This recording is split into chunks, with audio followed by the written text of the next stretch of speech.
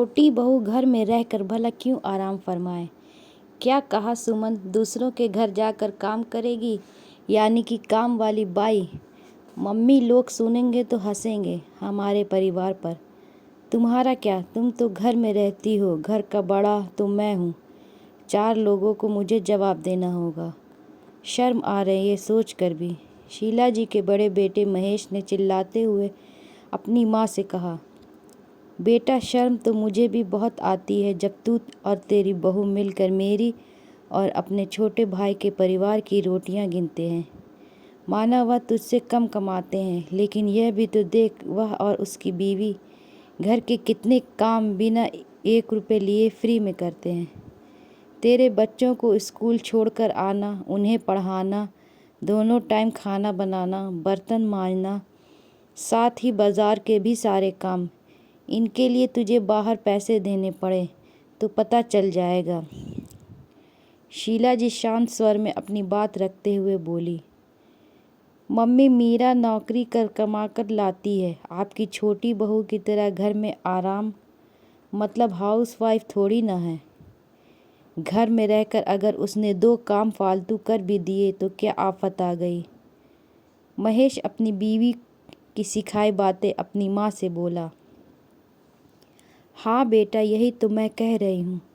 छोटी बहू घर में रहकर क्यों आराम फरमाए।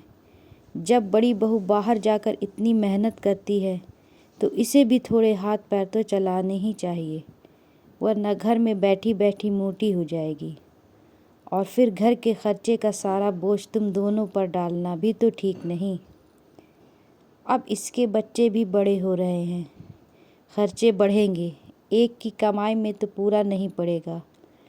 इसलिए इसे भी आत्मनिर्भर बनना ज़रूरी है। शीला जी बड़े बेटे बहू की तरफ देखते हुए बोली, अरे नहीं मम्मी, आपकी बेटे तो यूं ही नाराज़ हो रही हैं। देवरानी जी तो बहुत काम करती हैं, फिर इनके बच्चे हमारे बच्चों से थोड़ी अलग हैं। हम मैनेज कर लेंगे। इसे नौकरी करने की कोई ज़रूरत नहीं। शीला जी की बड़ी बहू बात बिगड़ती देख मीठी आवाज़ में बोली, क्यों, उसे पता था अगर देवरानी भी काम करने के लिए बाहर निकल गई तो पीछे से घर का सारा काम उसके सिर पर आ जाएगा।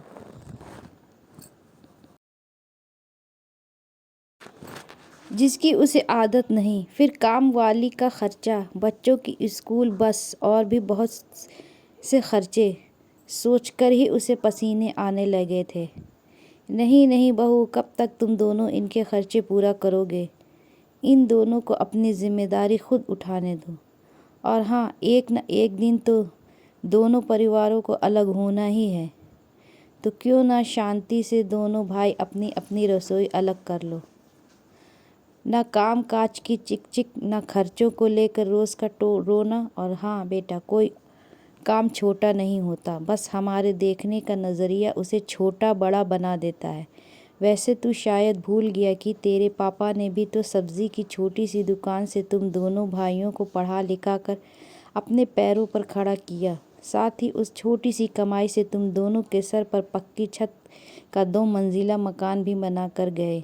कहते हुए शीला जी थोड़ा भावुक हो गईं, लेकिन तुरंत ही उन्होंने अपनी भावनाओं पर काबू कर लिया।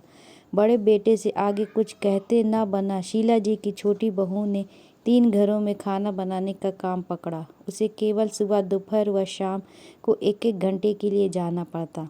बाकी समय वह अपना घर व बच्चों को संभालती। सास की सोच व सहयोग ने उसे आत्मनिर्भर बनाया और उससे बढ़कर सिर उठाकर चलना सिखाया।